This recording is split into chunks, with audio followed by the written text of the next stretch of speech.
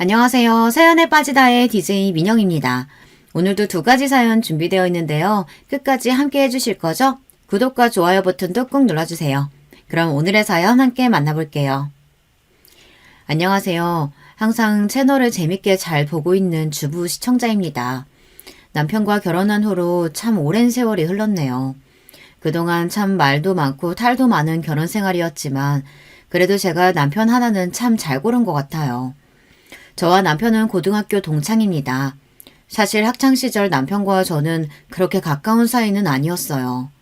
남편은 언제나 주변에 친구들이 많고 인기도 많은 아이였고 저는 어울리는 친구 하나 없는 소심한 아이였거든요. 그 시절에야 다들 뭐 그렇게 넉넉한 형편은 아니었다지만 저희 집은 특히나 가난했습니다. 저희 어머니께서는 정말 지독한 자린고비셨어요. 저와 어머니, 아버지 세 식구가 살던 반지하 단칸방은 낮에도 햇빛이 잘 들지 않아 몹시 어두웠습니다. 그러나 어머니께서는 전기세가 아깝다며 불을 켜지 못하게 하셨고 항상 양초를 켜고 살았어요.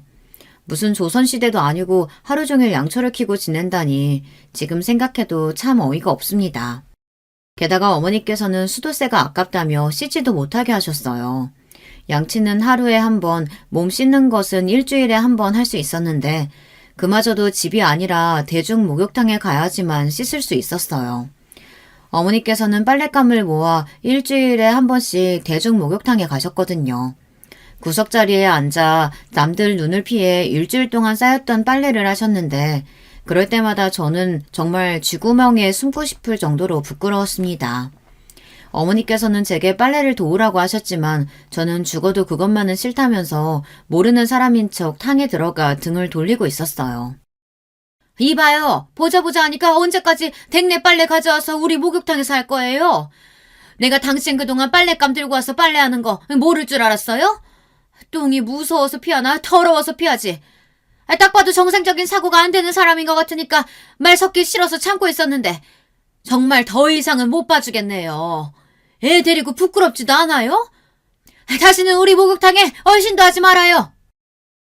그날도 빨래를 하고 어머니를 도와 축축히 젖은 옷들을 가방 안에 꾹꾹 눌러 담고 있었던 와중 목욕탕 주인 아주머니께서 호통을 치셨고 결국 그날 이후로 어머니와 저는 동네 목욕탕을 이리저리 돌며 빨래를 하기 시작했어요.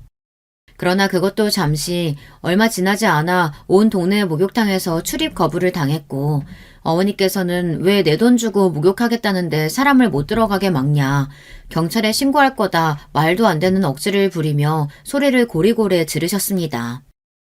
저는 그런 어머니가 너무나 부끄러워 도망가고 싶었지만 목욕탕을 따라다니지 않으면 일주일에 한 번씩 씻을 수 있는 기회조차도 얻을 수 없어 울며 겨자먹기로 땅바닥만 보며 어머니를 졸졸 쫓아다녔어요.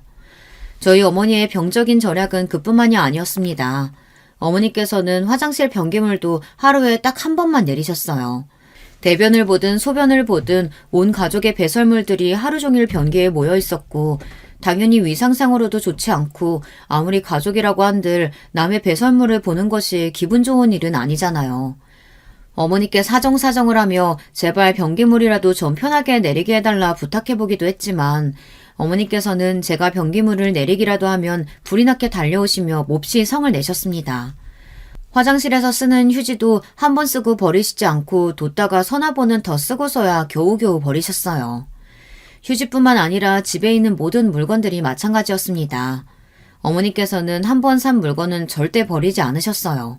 산 것들뿐만이 아니라 어디선가 주워오고 받아온 것들도요. 그래서 가게 홍보 같은 것들을 하며 나눠주는 휴지들도 꼭 4-5개씩 받아서 집에 모아두셨고 절대 쓸 일 없을 것 같은 물건들, 예를 들어 다 쓰고 남은 휴지심 같은 것들도 다 두면 어딘가 쓸 곳이 있다면서 버리기 아까워하셨습니다. 당연히 세 식구가 지내기만 해도 버거울 정도로 좁은 집안은 온통 물건들로 가득 차 있었고 발 디딜 틈이 없는 수준이었어요. 물건뿐만이 아니라 음식도 마찬가지였어요. 어머니께서는 뭐든 다 냉장고에 넣어놓기만 하면 영원히 먹을 수 있다고 생각하셨습니다. 쓰레기들로 꽉 차 있는 집처럼 냉장고도 정체모를 음식들로 가득 차 있었습니다. 음식에 곰팡이가 피어있더라도 그 부분만 잘라서 먹으면 된다며 유통기한이 몇 년씩 지난 음식들도 아무렇지 않게 드셨고 저도 어렸을 적부터 그런 음식들을 먹고 자라 배탈이 자주 났어요. 그런 어머니가 원망스러워 몇 번이고 투정을 부리고 화도 내봤지만 어머니께서는 완전히 철면피셨습니다. 제가 뭐라고 투정을 부리든 아버지께서 화를 내시든 다른 사람들이 어머니께 핀잔을 주든 전부 다 한 귀로 듣고 한 귀로 흘리셨어요.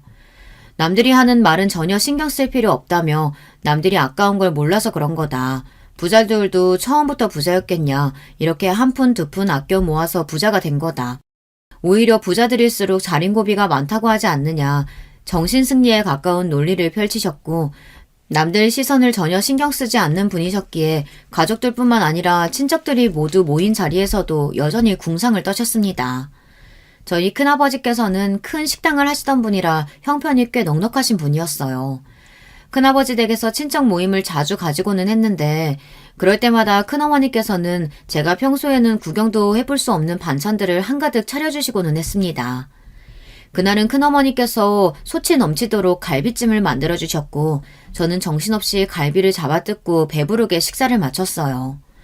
모두가 식사를 마친 후에도 솥에 국물이 조금 남아있었는데 갈비는 하나도 없고 전부 감자나 당근 같은 야채 찌그레기들이었어요. 당연히 누가 봐도 남아있다고 보기보단 다 먹은 그릇이었고 큰어머니께서 솥을 치우려고 집어들자 어머니께서 급하게 그런 큰어머니를 막아섰습니다. 아니 이렇게 많이 남았는데 이걸 다 버리려고 하시는 거예요? 이 아까운 걸 어떻게 가져다 버려요? 비닐봉투 하나만 줘보세요. 저희가 싸가서 먹을게요. 그리고 어머니께서는 비닐봉투를 가져와 남들 침이 다 섞여있는 국물을 국자로 싹싹 긁어 그 안에 넣으셨습니다. 살면서 어머니가 부끄럽다 여겨본 적이 참 많았는데요. 그날처럼 제 얼굴이 새빨개진 적은 처음이었어요. 친척들 모두 선뜻 나서지 못하고 그런 어머니를 바라보고만 있는데 아무 말 없이 그 모습을 보고 계시던 아버지께서 자리를 박차고 일어나셨습니다. 당신 제발 그만 좀 해. 꼭 형님네 와서까지 그렇게 궁상을 떨어야겠어? 우리가 형편이 좀 어렵긴 해도 당장 먹을 게 없어 굶어 죽을 정도는 아니잖아. 내 입장은 생각 못해? 나 부끄럽게 도대체 왜 이래? 뭐? 당신 방금 뭐라고 그랬어? 궁상을 떨어? 당신 눈엔 이게 그냥 다 궁상 떠는 걸로 보여? 내가 누구 때문에 이렇게 사는데 다 당신 때문이잖아. 당신이 돈 잘 벌어왔으면 나도 이렇게 안 살아. 누군 남들이 먹다 남긴 음식 싸가는 게 기분 좋은 줄 아나. 그렇게 저희 부모님께서는 큰아버지 댁에서 대판 부부싸움을 하셨고 저는 그런 두 분이 너무나 부끄러웠어요. 사실 저희 집이 원래 이렇게까지 가난한 집은 아니었거든요. 넉넉한 형편은 아니었지만 반지하 단칸방이 아니라 구축 빌라에 살았고 먹는 것, 입는 것 하나하나 벌벌 떠며 살 정도는 아니었습니다. 집안이 눈에 띄게 기울어진 것은 아버지의 빚보증 때문이었습니다. 아버지가 중마고우로 여기시던 아저씨의 보증을 서주었고 그 아저씨가 행방불명이 되면서 저희 가족이 빚더미에 오르게 되었거든요. 그 뒤로 어머니의 병적인 절약이 시작되었고 아버지도 그 사실을 알고 계셨기에 그동안 아무 말 없이 참아오셨던 것이었어요. 그 싸움 이후로 아버지와 어머니 사이는 점점 더 골이 깊어지기만 했고 결국 그렇게 두 분은 갈라서게 되었습니다. 저는 아버지를 따라가고 싶었지만 여러 가지 이유로 어머니와 함께 살게 되었어요. 아버지와 이혼한 후로 어머니의 절약은 점점 더 심해졌습니다. 어머니께서는 식당에서 일을 하기 시작하셨는데 매일같이 남은 반찬을 싸오셨어요. 물론 남은 음식을 버리기보단 먹는 것이 환경을 위해서 좋겠죠. 그렇지만 문제는 반찬뿐만이 아니었습니다.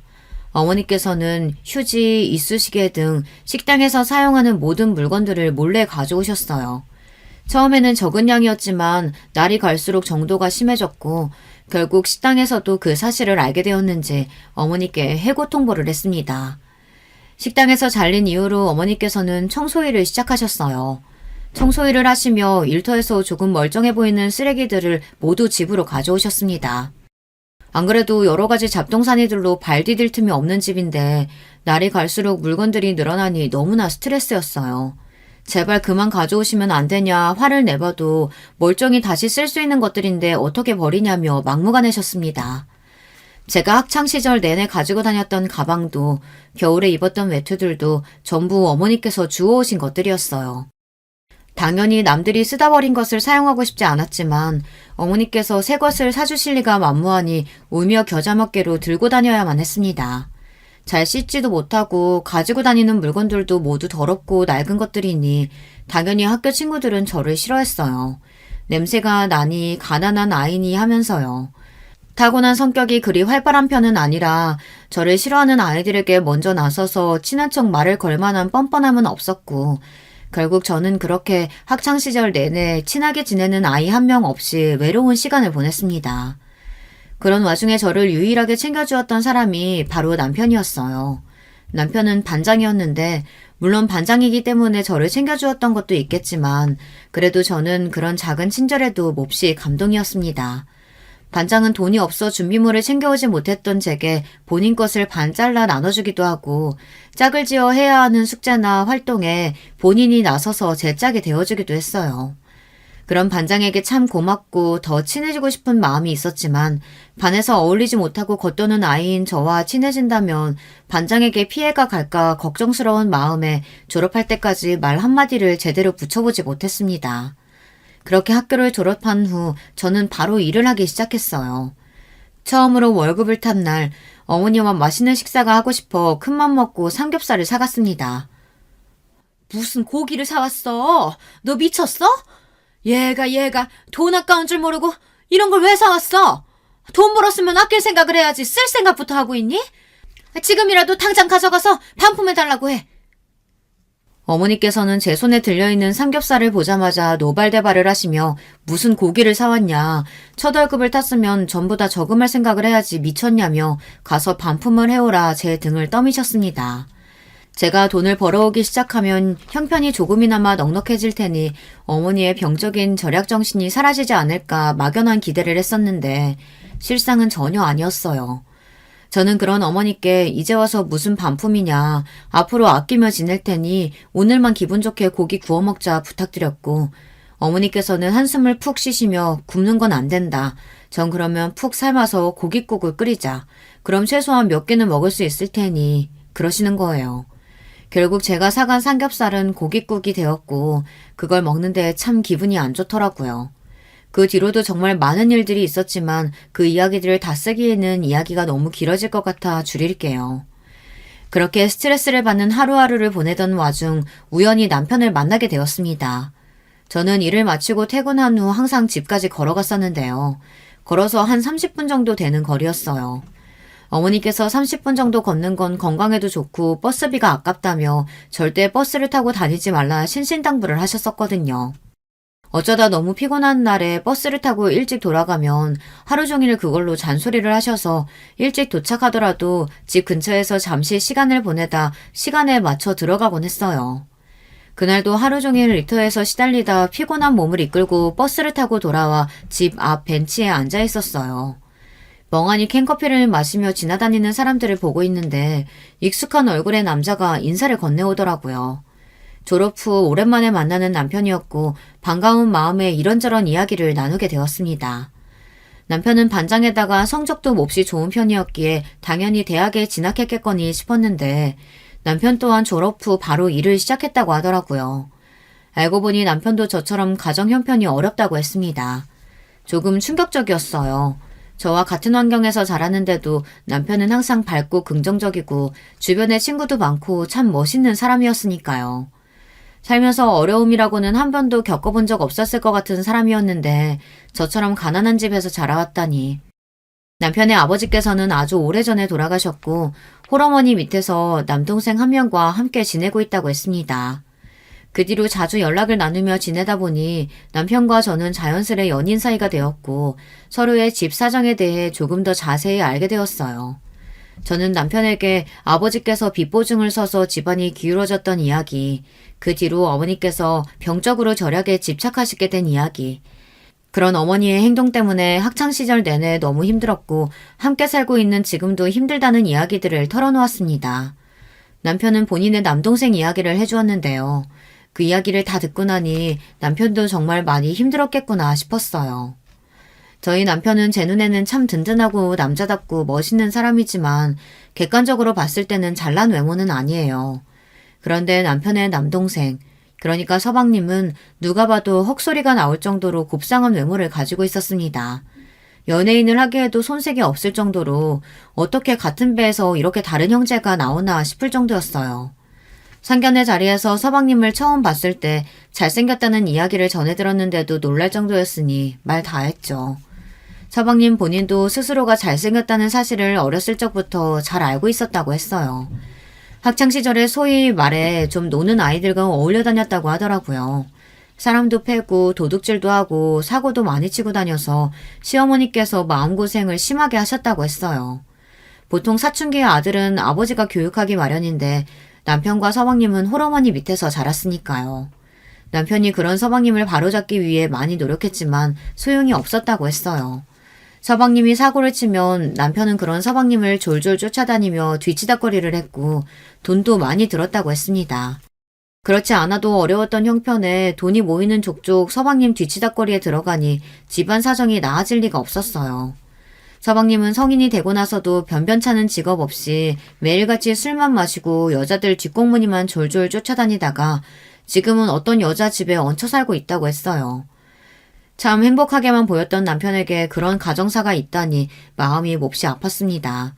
남편 또한 제가 살아온 이야기를 듣고 집안 형편이 어려운 것은 알고 있었지만 그 정도일 줄은 몰랐다며 정말 힘들었겠다 제게 위로를 해주더라고요. 서로 어려운 상황에 일찍부터 사회생활을 시작했으니 통하는 부분도 많았고 이 사람보다 괜찮은 사람을 찾을 수는 없겠다 싶어 제가 먼저 결혼 이야기를 꺼냈어요. 남편 또한 결혼 이야기에 긍정적인 반응이었고 그렇게 저희는 결혼 준비를 시작했습니다. 결혼 준비를 하면서도 어려운 일이 많았어요. 남편 집안 문제보단 저희 어머니가 문제였습니다. 결혼 소식을 알릴 때부터 당연히 순탄하지는 않을 것이라고 생각했는데 어머니께서는 결혼 이야기를 듣자마자 식은 올리지 말고 혼인신고만 하고 살라고 하시더라고요. 어머니, 전 그래도 식이 꼭 하고 싶어요. 예전이나 식 안 올리고 그냥 혼인신고만 하고 합쳐서 살았지 요즘은 식 안 올리는 사람 없어요. 저도 돈 벌고 있고 남편도 멀쩡한 직장 있고 저희 그렇게까지 어려운 형편 아니에요. 인생에 한 번 하는 결혼인데 저도 많은 사람들 축복 속에 하고 싶어요. 그렇게 겨우겨우 어머니를 설득해 식을 올리긴 했는데 어머니께서는 또 한복을 입지 않겠다 고집을 피우셨습니다. 겨우 반나절 입는 옷인데 비싼 옷을 주고 돈을 빌려야 할 이유를 모르겠다며 그냥 단정하게 차려입고 가면 되는 거 아니냐 억지를 부르셨어요. 제발 제 평생의 부탁이니 한복을 입어달라 사정사정해서 겨우 한복을 대여하게 되었고 그마저도 가장 싼 것이었어요. 제 마음 같아서는 이왕 입는 한복 최대한 좋은 곳으로 입혀드리고 싶었지만 참 마음처럼 되는 일이 없더라고요. 한복 외에도 식사 문제며 식장 문제며 모든 것이 문제였습니다. 일단 어머니께서는 식장을 외곽에는 아주 작고 초라한 곳으로 잡기를 원하셨어요. 어차피 하객들은 식장 어떻게 생겼는지 기억도 못한다. 몇 시간 쓰고 말 건데 거기에 그렇게 큰 돈을 써야 하냐면서요. 이마저도 처음보다는 나아진 것이었어요. 맨 처음에는 교회나 식당 같은 곳을 빌려서 하자고 하시더라고요. 100번 양보해서 교회는 그렇다 치더라도 식당에서 결혼식을 하자니 너무 어이가 없었어요. 어머니께서는 식당에서 결혼식 하는 게 뭐 어때서 그렇냐. 사람들 많이 들어올 수 있고 테이블을 한쪽에 밀어놓으면 결혼 행진도 할 수 있고 식사도 맛있게 준비할 수 있으니 문제될 게 하나도 없는데 굳이 식장을 잡는 건 낭비나 다름없다고 언성을 높이셨습니다. 아무리 그래도 식당에서 식을 올리고 싶지는 않았고 저나 남편이나 종교를 믿는 사람도 아니라 교회 결혼도 하고 싶지 않았어요. 결국 어머니 고집을 꺾지 못하고 낡고 오래된 식장에서 식을 올리게 되었고 문제는 거기서 끝이 아니었습니다. 다음 문제는 바로 식사였어요. 저는 적어도 저희 결혼을 축하해주기 위해 모인 하객분들께 갈비탕 한 그릇 정도는 제대로 대접하고 싶었는데 어머니께서는 원래 옛날부터 경사스러운 날에는 잔치국수를 먹었다며 하객분들에게 잔치국수 하나 정도면 충분하다고 하시는 거예요. 요즘 세상에 식장에서 잔치국수라니 말이 됩니까? 그렇지 않아도 식장이 외곽에 있어 찾아오기 힘드실 텐데 기껏 축하해주려고 자리했더니 나오는 밥이 꼴랑 잔치국수라니 저라도 기분 상하겠어요. 그 부분은 도저히 어머니 의견을 받아들일 수 없어 결국 식사는 갈비탕으로 결정되었고 대신 답례품이 비누가 되었습니다. 원래는 수건을 드리려고 했지만 어머니께서 이것만은 절대 양보 못한다며 하객들한테 전부 수건 하나하나 돌리면 돈이 얼마나 들겠냐. 작은 비누 하나씩만 줘도 충분하다. 어차피 결혼 축하해주려고 모인 사람들인데 뭐 얼마나 큰 선물을 기대하겠냐 고집을 부리시는 통에 결국 저희의 결혼식 답례품은 비누가 되었어요. 하나하나 어머니와 상의하고 처리하는 일이 난관이었지만 그래도 어찌어찌 결혼을 무사히 하기는 했습니다. 결혼 후 저와 남편은 작은 빌라에서 함께 살기 시작했어요. 둘이 살림을 합쳤다고 해서 갑자기 형편이 넉넉해지고 그러진 않았지만 그래도 평생 동안 지독하게 시달려오던 어머니의 그늘에서 벗어나 살 수 있다는 사실만으로도 충분히 행복했습니다. 그 후로 떡두꺼비 같은 아들도 낳고 아들을 낳은 후로는 일을 그만두고 집에서 살림을 하며 지내기 시작했어요. 어머니의 병적인 절약을 몹시 혐오하기는 했지만 저도 오랜 시간 어머니와 지내며 몸에 밴 절약 습관이 완전히 지워지지는 않았어요. 아무리 싫다 했어도 그런 습관을 가지고 살아온 세월은 무시할 수가 없더라고요. 그렇게 싫어하시던 어머니가 하시던 행동을 제가 똑같이 하고 있다는 걸 깨달았을 때 어찌나 자괴감이 들던지요. 여러분은 태어나서 한 번이라도 휴지를 재활용해 본 적 있으신가요? 식사할 때 입을 닦았던 휴지를 버리지 않고 뒀다가 그 휴지를 반으로 접어서 식탁을 닦고 또 반대로 접어뒀다가 나중에 물 흘린 자국을 닦는다든가요. 저희 어머니께서는 평생을 그렇게 사셨거든요. 저는 그 정도까지는 아니었지만 습관적으로 물건을 재사용하기는 했어요. 한번 사용한 물건을 쉽게 버릴 수가 없더라고요. 물건을 버리지 못하는 것도 마찬가지였습니다. 어머니께서 잡동사니들을 잔뜩 쌓아놓고 사시는 걸 정말 싫어했으면서도 저도 쉽게 물건을 못 버리겠는 거예요. 예를 들면 고장난 가전용품들이요. 제대로 관리지 않는 믹서기나 돌아갈 때마다 팬이 덜컹덜컹 거리는 오래된 선풍기를 버리지 못하고 창고에 넣어두었어요. 분명 다시 사용할 일이 없다는 걸 알면서도 겉으로 보기에는 멀쩡하니 버릴 수가 없었어요. 한참을 놓아두었다가 결국 대청소하면서 다 가져다 버리기는 했지만 어머니께 물려받은 절약 습관은 이것뿐만이 아니었습니다.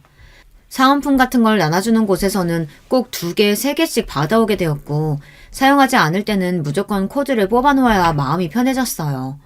조금이라도 싼 물건을 샀기 위해 100원, 200원 가격을 비교하며 물건을 샀고 식재료뿐만 아니라 남편이나 아들의 옷 같은 것들도 마찬가지였어요.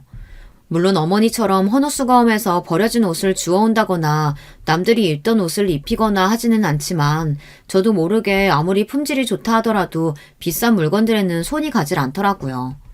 남편은 그런 저와 다르게 아들과 제 물건을 살 때는 조금 비싸더라도 좋은 것을 사주려고 했어요. 본인 밥값을 아껴가면서까지요.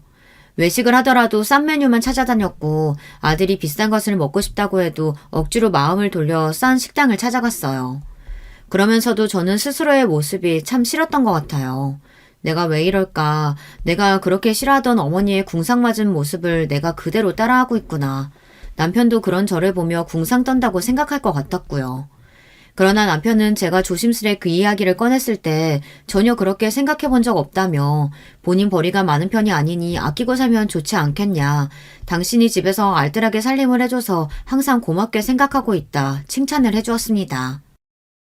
그렇다고 돈을 무조건 아껴야 한단 말은 아니야. 사람이 먼저지 돈이 먼저가 되면 안 되니까. 조금 어려운 형편이더라도 가끔은 무리해서 맛있는 것도 먹으러 가고 아들이 비싼 장난감 갖고 싶다고 하면 내 용돈 줄여서라도 사주고 당신 생일에는 비싼 명품은 못 사더라도 백화점 가서 코트 한 벌 정도 마련하고 그렇게 지내자. 우리 너무 돈에 얽매여 살지는 말자. 그런 남편의 말에 저도 모르게 눈물이 나더라고요. 항상 느끼는 거지만 내가 남편 하나는 참 잘 골랐구나 싶었어요. 그렇게 행복한 결혼 생활이 이어지던 어느 날 결혼 후 처음으로 저희 어머니를 시댁에 모시고 식사를 하게 되었어요. 그날은 시어머니의 생신이셨고 저희 어머니와 저희 부부 그리고 시어머니, 서방님 5명이서 시댁에서 소박하게 생신상을 차려놓고 저녁 식사 자리를 가졌습니다.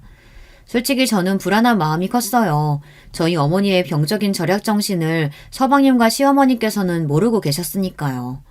어머니께 몇 번이고 나쁘끄러운 짓 하지 말아달라 신신당부를 드리긴 했지만 원래 남의 말을 귓등으로 들으시는 분이셨으니까요.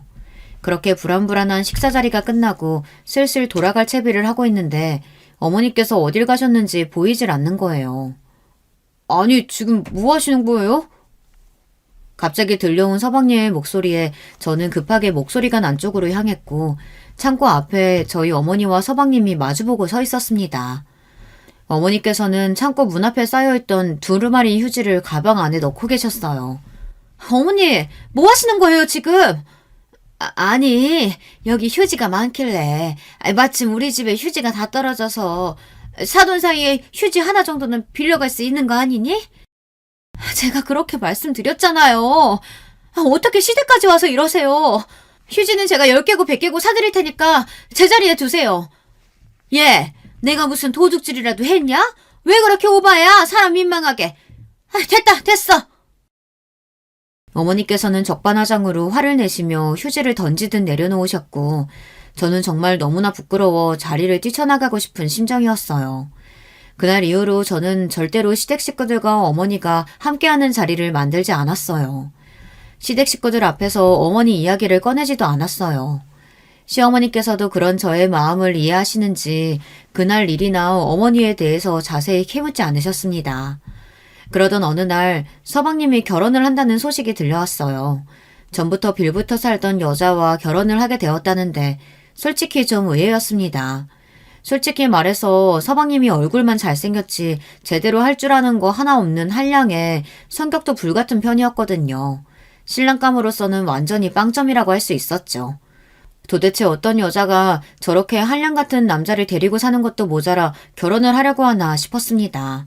동서가 될 여자는 대기업에 다니고 있었고 나이가 많았어요. 저보다 5살가량 많았으니 서방님과는 거의 띠동갑 뻘이었죠. 그래도 능력은 좋은지 꽤 높은 직급에서 일하고 있더라고요. 연봉이 억소리가 나올 정도였으니 남자 하나 먹여 살리는 것쯤은 일도 아니었겠죠. 뭐 본인이 능력이 있으니까 집에서 살림하고 잘생긴 남편 두고 살면 그것도 나쁘지는 않겠다 싶었습니다. 서방님의 성격과 과거를 전부 다 알고 있는 저로서는 남편감으로 절대 사절이지만요. 그렇게 상견례 날이 되었고 동서를 처음 만나니 사람은 끼리끼리라는 말이 괜히 있는 게 아니라는 생각이 들었어요. 속된 말로 동서는 정말 너무 싸가지가 없었습니다. 솔직히 얘가 얼굴 빼고는 볼 게 아무것도 없잖아요. 못 사는 집에다가 능력도 없고 애초에 집안 사람들한테는 별 기대 안 했어요. 결혼도 애 생겨서 하는 거예요. 아빠 없는 애로 키울 순 없으니까요. 동서는 키도 몹시 작고 뚱뚱한 체형에 한눈에 봐도 예쁜 외모는 아니었어요. 사람을 외모로 판단해서는 안 되지만 성격도 그렇고 외모도 그렇고 능력이 그렇게나 좋은데도 그 나이까지 시집을 못 간 이유가 있지 않을까 싶었습니다. 동서는 저희 부부는 물론 시어머니께도 완전히 위아래가 없이 굴었고 상견례 자리 내내 시건방진 말들만 내뱉었어요. 솔직히 두 분이나 어머니께서는 저한테 감사하셔야 되는 거 아니에요? 잘난 거라고는 얼굴 하나뿐인데 그걸로 저 같은 여자가 결혼해주잖아요. 혹시나 해서 하는 말인데 한가족 됐다고 콩콩을 떨어질 거라고 기대는 하지 마세요. 제가 얘하고 결혼하는 거지 그쪽들하고 결혼하는 건 아니잖아요. 그동안 자기 뒤치다꺼리 하느라 고생한 가족들을 본인 눈앞에서 그렇게까지 무시하고 능멸하는데 서방님은 화도 안 났는지 태평스럽게 앉아있더라고요. 참다 못한 남편이 나서서 말씀이 좀 심하시다 한마디 하니 동서는 얼굴을 팍 구기며 언성을 높였습니다. 제가 틀린 말 했어요? 결혼하면 우리 남편한테 연락해서 도와달라고 구질구질하게나 굴지 마세요. 결국 화가 난 남편도 따라 언성을 높였고 그렇게 상견례 자리는 엉망으로 마무리되었습니다.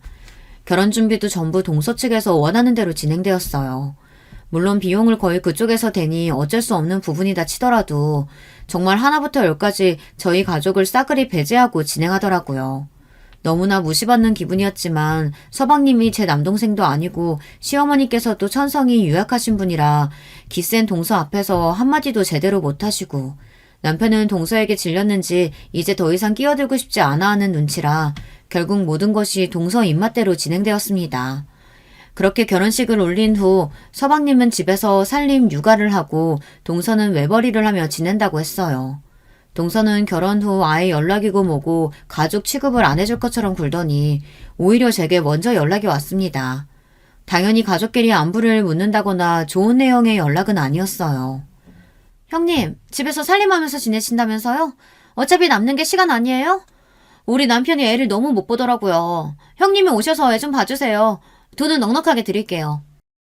동서는 매사에 뭐든지 돈 타령뿐이었어요. 돈이면 뭐든지 다 된다고 생각하는 것 같았습니다. 내세울 게 그것뿐이어서 그런진 몰라도 정말 돈 귀신이 따로 없었어요. 저한테 무례하게 구는 건 그렇다 치더라도 시어머니께도 똑같이 위아래 없이 굴었습니다. 시어머니의 생신날 연락 한 통 없이 통장으로 돈만 띡 꽂아주고 본인은 바빠서 그렇다 치더라도 서방님도 식사 자리에 오지 못하게 했어요. 당연히 명절에도 똑같았습니다. 일찍 와서 제사 음식을 차리는 것을 도와주거나 하는 것은 기대하지도 않았어요. 그저 와서 얼굴이나 비추고 안부나 좀 묻고 하는 것이 명절 예의잖아요. 동서는 매 명절마다 해외여행을 가느라 바쁘답시고 항상 연락 두절이었습니다. 여행을 다녀와서는 대단한 것도 아니고 뭐 기념품 조그만 것들을 몇 개 사와놓고 나눠주면서 형님은 이런 거 가본 적 없으시죠? 호텔이 어찌나 좋던지 하면서 자랑을 늘어놨어요. 동서는 매사에 저를 무시했고 가난하면 본인보다 밑사람이라고 생각하는 것 같았습니다. 아까 제 몸에 절약정신이 남아있다는 얘기 했던 거 기억하시나요? 아들이 태어난 후에도 몸에 밴 절약정신은 쉽게 사라지지 않았어요. 자린고비 짓은 하지 않으려 최대한 노력했지만 그래도 가장 고치기 힘든 것이 바로 식습관이었습니다. 어렸을 적부터 하도 유통기한이 지난 음식들을 먹어와서 그런지 저는 위장이 튼튼한 편이에요. 그래서 조금 오래된 것들이 있어도 바로 버리지 않고 뒀다가 먹곤 합니다. 물론 저만 먹고 남편이나 아들은 손도 못 대게 해요. 그리고 음식 남기는 걸 극도로 싫어해서 제 입맛에 맞지 않거나 맛이 조금 이상하다 느껴져도 남기지 않고 끝까지 접시를 비우는 버릇이 있어요. 미련한 습관이라는 걸 저도 알고 있지만 너무 어렸을 적부터 어머니 밑에서 이렇게 배우며 자라서 그런지 쉽게 고쳐지지가 않더라고요. 상견례 자리에서도 그렇고 어쩌다 동서랑 식사하는 자리에서도 어김없이 항상 끝까지 접시를 비워냈습니다. 그날은 서방님 생일이었고 오랜만에 다 같이 모여서 식사를 했어요. 동서가 또 생색이란 생색은 있는 대로 다 내면서 비싼 레스토랑에 데려갔거든요. 스테이크를 먹는데 동서가 맛이 좀 이상하다고 하는 거예요. 고기 관리를 어떻게 하는 건지 냄새가 나서 못 먹겠다고, 새로 만들어달라고 해야겠다고 하길래 그럼 지금 나온 스테이크는 어떻게 되는 거냐 물어봤어요. 그랬더니 동서가 당연히 버리겠죠 대답하길래 너무 아까운 마음이 드는 거예요. 그래도 이런 고급 식당에서 나온 음식이면 상하거나 문제 있는 고기는 아닐 텐데 아쉬운 마음에 스테이크를 빤히 쳐다보고 있으니 동서가 코웃음을 쳤습니다. 제가 원래 입맛이 좀 고급이라 살짝만 냄새가 나도 잘 못 먹거든요. 형님은 뭐 어차피 이런 거 드셔본 적도 없을 테고 막립이시니까 이것도 맛있게 드시긴 하시겠네요. 그렇게 아까우시면 형님이 드실래요? 아니면 좀 싸드리기라도 할까요? 이런 음식 드실 일 별로 없잖아요. 뭐? 동서 방금 뭐라 그랬어? 사람 입이 다 거기서 거기지. 동서 입은 얼마나 고급이라고 그래. 내가 왜 동서가 남긴 걸 가져다 먹어야 돼? 내가 무슨 거진 줄 알아? 싫으시면 말든가요. 왜 그렇게 예민하게 구세요. 좋은 뜻으로 물어봐줬는데. 하드 스테이크에서 눈을 못 떼시길래 선심 베풀어 드린 거예요. 없는 사람이 자존심만 세면 세상 살기 힘들어요, 형님. 됐어. 그만해. 가자. 결국 남편이 참지 못하고 자리를 박차고 일어났고 그날도 엉망이 된 분위기와 함께 자리가 마무리되었습니다. 그날 이후로 저는 일부러 동서의 연락을 피했어요. 감정이 몹시 상하기도 했고 연락을 받아봤자 어차피 속국낸 소리만 해댈 테니까요. 그러나 동서는 끈질기게 연락이 왔습니다.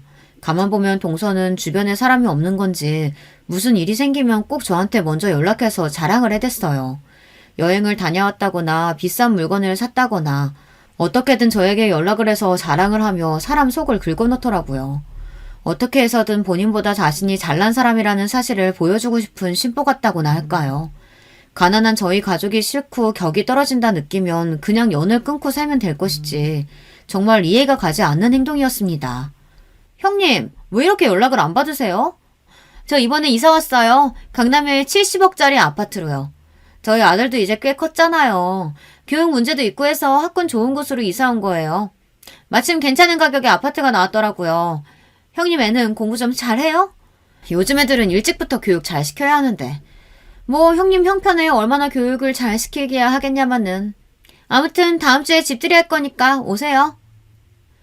솔직히 정말 내키지 않았지만 동서의 제안을 거절했다가는 심통이 나서 열등감에 저러는 거다 생각할까봐 어쩔 수 없이 알겠다 답했습니다.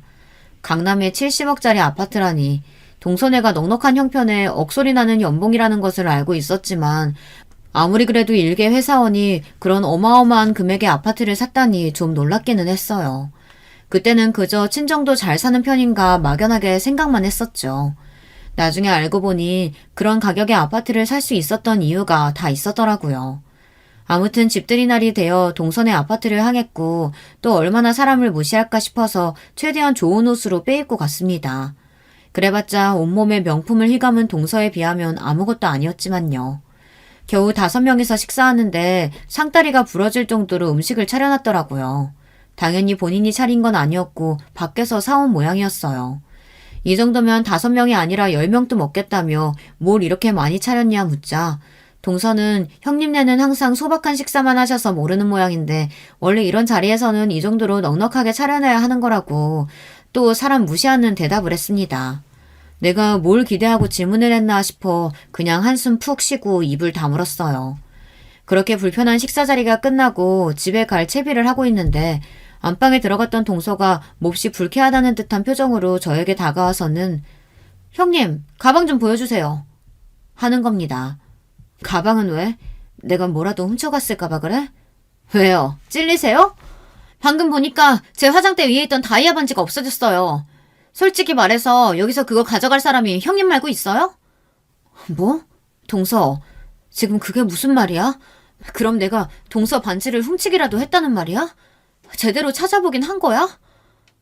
그럼 제가 지금 제대로 찾아보지도 않고 뭐 엄한 사람 잡고 있다 그거예요? 가난하게 사는 거 불쌍해서 불러가지고 비싼 음식도 먹여주고 좀 어울려줬더니 이래서 거지들하고는 상종을 하면 안 된다니까. 그게 얼마짜린 줄 알고 함부로 가져가요. 빨리 다시 내놓으세요. 아들 앞에서 도둑질이나 하고 부끄럽지도 않아요. 남편 말 들어보니까 그쪽 어머니도 시댁에서 도둑질 하셨다던데 그 엄마의 그 딸이라고 보고 배운 게 그거라서 그런가. 동서의 말에 얼굴이 새빨개졌어요. 아마 서방님에게 그날 시댁에서 있었던 휴지 사건을 전해들은 것이었겠죠. 다른 사람도 아니고 동서가 그날 일을 알고 있다니 정말 너무 부끄럽고 수치스러웠습니다. 다이아 반지를 훔쳐가지 않았음에도 뭐라 제대로 답할 수가 없었어요. 그 순간 남편이 동서와 서방님의 뺨을 연달아 내리쳤습니다. 너무나 급작스럽게 일어난 일이라 어버버거리고 있는데 남편이 서방님의 뺨을 1번, 2번, 3번 계속해서 마구잡이로 내리쳤어요. 서방님은 곱상하고 여리여리한 편이었기에 곰 같은 덩치의 남편과는 키 차이가 엄청 났어요. 남편은 평소에 손 한번 잘못 휘두르면 물건 부서질까 무서워 뭐든지 조심해서 하는 사람이었는데 매사에 조심조심 신경 쓰던 사람이 그렇게까지 진심으로 팔을 휘두르는 모습은 처음이었습니다. 동서는 소리를 지르며 이게 뭐하는 짓이냐 경찰을 부르겠다 난리를 쳤고 그렇게 한참 동안 얻어맞은 서방님은 얼굴이 퉁퉁 부은 채로 쓰러졌습니다. 입 함부로 놀리지 마 이 새끼야. 위아래 없이 구는 거 어릴 때나 봐줬지. 너 지금은 어엿한 애아빠 아니냐? 도대체 언제까지 그렇게 철없게 살래? 마누라 뒤에 숨어가지고 귀둥서방 노릇이나 하면서 사니까 좋냐? 도둑질? 그래, 우리 장모님 휴지 하나 도둑질했다. 그게 뭐 어째서? 너는 지금까지 살면서 네 손으로 휴지 한 장값 벌어본 적이나 있냐? 스스로 돈 벌어본 적도 없는 새끼가 뭐가 그렇게 잘났다고 남의 얘기를 함부로 입에 올려? 그리고 재수씨, 아니 그쪽도 마찬가지야. 뭐든지 돈 내세울 거라고는 돈밖에 없어? 우린 너희처럼 돈에 목숨 걸고 안 살아. 우린 돈 없어도 아무 상관없어. 돈 없어도 너희보다 훨씬 행복하니까. 어디서 사람을 함부로 도둑 취급을 해? 그깟 다이아 반지 줘도 안 가져. 사람 무시하는 것도 이 정도껏 해야지. 지금까지는 그래도 가족이라 생각하고 참고 살았는데 이제 너 같은 건 가족도 아니고 동생 없는 셈 치고 살 테니까 다시는 연락하지 마라. 그렇게 남편은 저와 아들을 이끌고 동서의 아파트를 빠져나왔어요. 그런 남편의 모습에 눈물이 줄줄 흘렀습니다. 집으로 돌아가는 길 내내 남편은 저를 위로해 주었어요. 동서 말 마음에 너무 담아두지 말라면서 우리 돈 없어도 행복하지 않느냐. 난 당신 어머니 한 번도 나쁘게 생각해 본 적도 없고 당신 마음도 다 이해가 된다. 진작 이랬어야 될 일인데 그놈의 피가 뭐라고 동생과 연을 끊지 못했다며 당신한테는 너무 미안한 마음뿐이라고 연신 사과를 해왔습니다. 아니야, 당신이 무슨 잘못이 있다고 사과를 해. 우리 어머니 극성 맞으신 것도 맞고. 내가 더 미안해. 나 때문에 당신까지 도둑 취급받고. 아니야, 결국 저런 여자하고 만나게 된 이유도 나 때문이잖아. 내가 저런 새끼도 동생이라고 끊어내질 못하고 계속 품으려고 해서. 진작 이렇게 했어야 할 일인데. 우리 이제 우리끼리 맘 편하게 살자. 그렇게 그날 이후로 저와 남편은 동서 부부와 완전히 연락을 끊었어요. 동서에게서 계속 연락이 오긴 했지만 당연히 받지 않았습니다. 한편으로는 걱정이 되기도 했어요. 남편이 서방님을 그렇게 때려놓았으니 혹시나 정말로 폭행죄로 고소한다고 할까 불안했거든요. 다행히 그런 일은 일어나지 않았는지 시간이 좀 흐른 후에도 경찰이 찾아오거나 하진 않았습니다.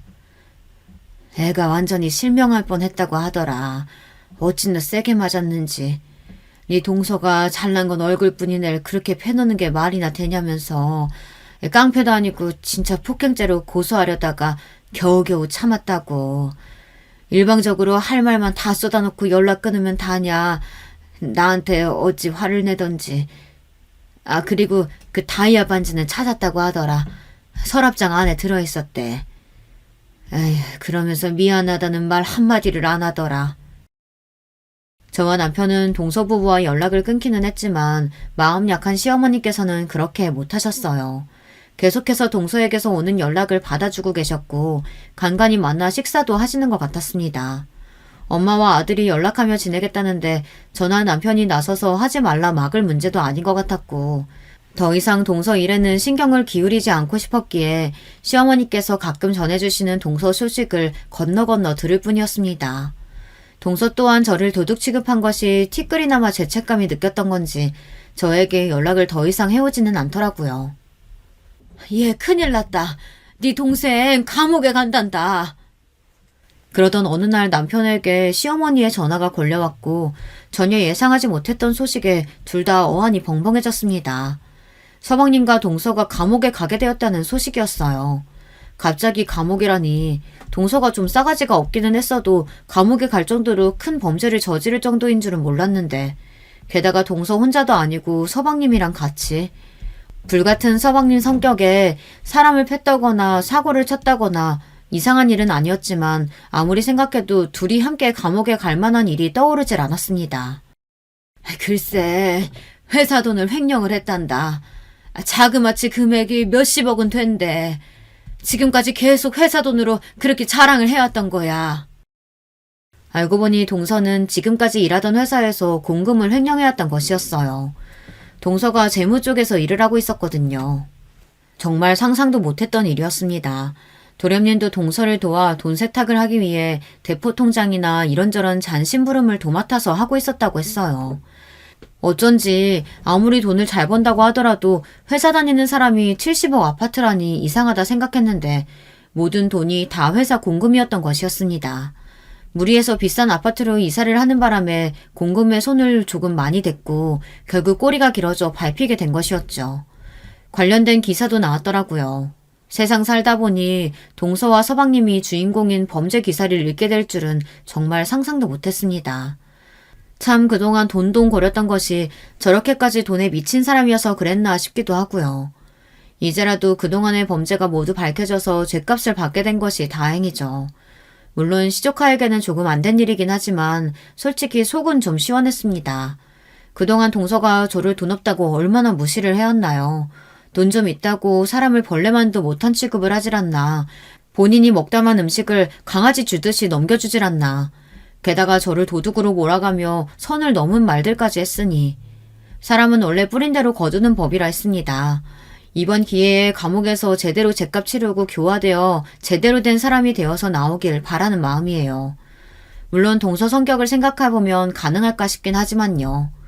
비록 남편과 저는 가난하게 컸어도 마음만은 풍족한 사람들입니다. 세상에서 제일 중요한 게 돈이라고들 하지만 전 그렇게 생각 안 해요. 그런 말이 있잖아요. 돈은 수단일 뿐이지 목적이 되어서는 안 된다고요. 동서와 서방님에게 돈은 인생의 목적이나 다름없었던 거겠죠. 불법을 저지르면서까지 어떻게 해서든 돈을 더 훔쳐와서 더 비싼 아파트, 더 좋은 옷, 더 좋은 것들을 가지려 애쓰고 남들에게 자랑하고 싶어 했으니까요. 저는 앞으로도 지금처럼 돈에 목매달고 살지 않을 겁니다. 형편은 조금 어렵더라도 마음만은 가난하지 않게 살 거예요. 다시 생각해도 제가 결혼하느는 참 잘한 것 같아요. 이런 진국인 남자를 만나 행복하게 살고 있으니 참 복 많은 여자인 것 같습니다. 아들도 남편을 닮아 키가 많이 크려는지 벌써 제가 올려다봐야 할 만큼 키가 컸어요. 얼마 전에는 외투가 갖고 싶다기에 아빠랑 나가서 같이 사오라고 카드를 쥐어줬는데 본인이 어떤 가게에서 어떤 점을 따지며 합리적으로 소비했는지 저한테 자랑을 하더라고요. 그 모습이 기특해 머리를 쓰다듬어주고는 그래도 네가 가지고 싶은 물건이 있다면 비싸도 괜찮다. 항상 아끼며 살아야 하는 건 아니다. 말해주었어요. 여러분께서도 언제나 돈이 목적이 아닌 행복의 수단이 되는 삶을 사셨으면 좋겠습니다. 제 이야기를 들어주신 분들께 모두 감사드립니다. 다들 좋은 하루 보내세요. 여러분, 두 번째 사연 시작하기 전에 좋아요, 구독 꼭 눌러주실 거죠? 그럼 두 번째 사연 바로 시작합니다. 안녕하세요. 이제 제 새로운 삶이 기대되는 50대 초반 여자입니다. 얼마 전에 인생에서 아주 크고 중대한 결정을 내렸어요. 그 과정이 절대 쉽지 않았고 또 상처도 많이 받았지만 지금은 아주 괜찮아졌답니다. 상황이 해결되고 주변 친구들과 지인들에게 알렸더니 꼭 제보해보라고 부추기길래 용기 내어 제보하게 됐어요. 아마 대한민국 며느리라면 오늘 제 사연에 공감을 많이 하실 거라 믿습니다. 전국에 있는 며느리들을 모아놓고 시댁에 관해 말하라고 하면 아마 각각 사정이 다를 텐데요. 저도 어디 가서 빠지지 않는 사연을 가지고 있습니다. 그래도 제 경우는 조금 특별하다고 말할 수 있어요. 주변 지인들을 보면 남편과 만난 경우가 선jal이나 혹은 성인이 되고 나서 만난 경우가 많더라고요. 저는 남편과 아주 어릴 때부터 알고 자란 소꿉친구였습니다. 인간의 기억은 보통 5살부터 존재한다고 하죠. 제 기억에 남편과 저는 그때부터 알던 사이였어요. 남편은 편하게 이름으로 윤철이라고 할게요. 윤철이는 그냥 제 가족이나 마찬가지였습니다. 저는 자매로 언니가 한 명 있고 윤철이는 3남매 중 장남이었어요. 그런데 윤철이네 막내는 늦둥이라 우리가 초등학교 때까지 없었으니 서로 집안엔 자매, 형제만 있던 상황이었습니다. 그런데 바로 옆집에 살았던 사이여서 서로 왕래가 잦았어요. 우리 집에는 남자아이가 없으니 부모님도 윤철이를 좋아했고 반대로 윤철이네 집에 그때는 여자아이가 없으니 저를 예뻐하셨어요. 제 기억에 학교에 가기 전부터 서로 동네에서 하도 붙어 다녀서 동네 주민들이 우리를 한 몸으로 생각하셨죠. 소심하고 내성적인 언니와 달리 저는 어렸을 때부터 활동적이고 매우 밝았어요. 그래서 여자친구들하고만 노는 언니보다는 윤철이와 노는 게 그때는 더 좋았습니다. 동네 아이들끼리 몰려다니며 축구도 하고 술래잡기도 하고 그렇게 재밌게 놀았어요. 그러다 학교에 입학했는데 같은 동네고 또 옆집이니까 학교도 매일 같이 갔습니다. 그때는 그게 우리에게 되게 당연한 일이었어요. 일어나서 당연하게 언니와 윤철이 동생 희철이까지 넷이 같이 학교에 가고 또 하교도 같이 했습니다. 윤철이와 저는 동갑이라 같은 반을 한 적도 많은데 그래서 유독 둘이 친했어요. 서로 못 볼 거 다 보고 큰 사이라 고등학교 때쯤엔 싸우지도 않았어요. 이제 너무 잘 아는 사이고 어떻게 하면 싸우는지 아니까 서로 조심하곤 했죠. 사춘기를 거치면서 우리 언니는 더 옆집 형제와 놀지 않았어요. 워낙 소심하고 생각이 많던 언니라 남자아이들과는 말이 통하지 않는다고 생각했나 봐요. 그리고 또 언니는 여자 고등학교에 입학해서 더 그랬고요. 저는 반면 고등학교를 동네에 있던 공학고등학교에 입학했는데 윤철이도 그 학교를 입학했어요. 그래서 그때도 같이 학교에 가고 집에 오곤 했습니다. 그렇게 학창시절을 보내고 대학에 입학했어요. 성인이 되고 나서 저는 인생에 큰 변화가 많았습니다. 사실 저희 집은 동네에서 손꼽히는 여유 있는 집이었어요. 윤철이네 집도 가난한 편은 아니었는데 저희 아빠가 워낙 잘 나가셨습니다. 아빠는 사업을 하셨는데 워낙 오래전이라 자세히 기억은 나지 않지만 우리 고향이 지방에 있는 해안가 동네였거든요. 거기서 생선 관련 유통 일을 하셨어요. 처음에 작게 시작했던 일이 시간이 지나면서 크게 된 경우였습니다. 제가 중학생 때는 아빠가 너무 바빠서 얼굴을 잘 보지도 못했어요. 그래도 아빠 덕분에 부족하게 크진 않았으니 다행이었습니다. 여유 있는 집이라 언니는 클래식 음악을 전공할 수 있었어요. 저는 예체능 쪽으로 재능이 없어서 시작하지 못했는데 언니는 음악을 상당히 잘해서 지원을 많이 받았습니다. 언니가 서울에 있는 대학에 입학해서 고등학생 때 제가 놀러 갔던 적이 있어요. 그때 언니의 대학 생활을 보고 좋은 의미로 충격을 받아 열심히 공부하게 됐죠. 고등학교 때는 그래서 윤철이와 예전처럼 친하게 지내진 못했습니다. 윤철이도 공부하느라 바빴고 저도 공부에 미쳐 살았으니 서로 그냥 도서관에서 같이 공부했던 기억이 나네요. 그렇게 고등학교를 졸업하고 윤철이도 저도 서울에 있는 대학에 가게 됐습니다. 열심히 공부했던 보람이 느껴졌어요.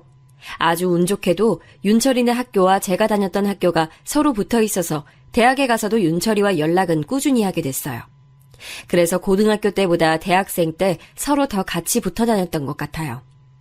윤철이는 제가 대학생 때 같은 과 선배와 사귈 때도 연애 상담을 해줬고 저 또한 윤철이의 연애 상담을 진지하게 해줬던 기억이 있어요.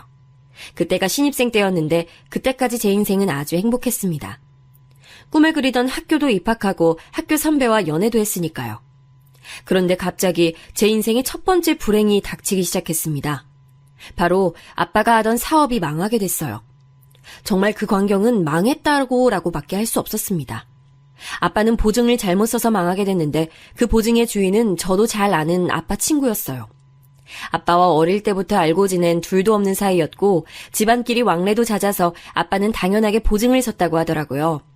매사에 의심이 많고 돌다리도 2번, 아니 10번은 두드리고 건너는 엄마는 대차게 반대했다고 합니다. 하지만 아빠가 엄마의 동의 없이 보증을 서서 그대로 사업을 다 말아먹었어요. 아직도 엄마가 흐느끼며 저와 언니 앞에서 울던 게 기억이 납니다. 아빠의 사업이 망해서 원래 살던 집을 떠나는 건 당연한 일이었어요. 부모님은 언니와 제가 서울에 있으니 두 분도 서울에 올라오셨습니다. 그리고 언니가 살던 자취방과 제가 살던 자취방까지 다 팔고 우리 4명은 단칸방 하나를 구해 거기서 새로운 삶을 시작했습니다. 이 과정에서 저는 너무 스트레스를 받고 또 창피해서 윤철이와 연락을 끊었습니다. 자존심 문제였던 것 같아요. 너무 어릴 때부터 알던 사이라 당연히 윤철이도 우리 아빠가 사업을 말아먹은 것을 당연히 알고 있었습니다. 제대로 고향에 가지도 못하고 그렇게 고향집을 정리하게 된 저는 일방적으로 윤철이를 피했어요. 윤철이가 우리 학교까지 와서 저랑 얘기하려고 해도 얼굴을 보면 도망갔습니다. 그냥 그때는 그러고 싶었어요. 윤철이 얼굴을 보는 게 민망했고 그냥 고향 사람이라는 말만 들어도 제가 피했거든요. 안 좋게 고향을 떠났으니 어쩔 수 없었죠. 아버지가 고향에서 크게 사업하던 사람이라 우리 집을 아는 사람도 많았고요. 그러니 바로 옆집 살던 윤철이는 당연히 불편했습니다. 야, 너 진짜 나랑 얘기 안 할 거야? 아, 도대체 뭐가 문제야?